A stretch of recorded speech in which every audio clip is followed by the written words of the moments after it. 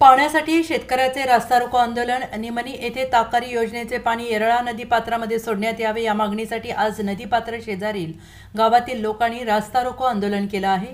तब्बल 1 तास हे आंदोलन करण्यात आलं। ताकारी योजनेचं पाणी येरळा नदीपात्रामध्ये सोडण्याची कार्यवाही सुरू झाली असून येत्या 5 ते 6 दिवसांमध्ये हे पाणी येरळा नदीमध्ये दाखल होईल अशी लेखी ग्वाही ताकारी उपसा सिंचन व्यवस्थापनाचे उपविभागीय अभियंता नरवडे यांनी दिल्यानंतर निमणी येथील रस्ता रोको आंदोलन पाठीमागे घेण्यात आले।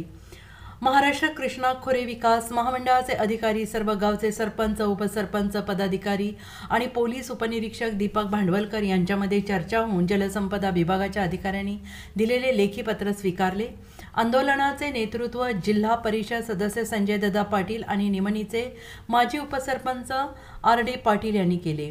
आरफळ योजनेच्या अधिकाऱ्यांशी चर्चा करून पाण्याचा वेग वाढवण्यासंदर्भात आणखीन काय उपाययोजना करता येतील अशी ग्वाही दिली।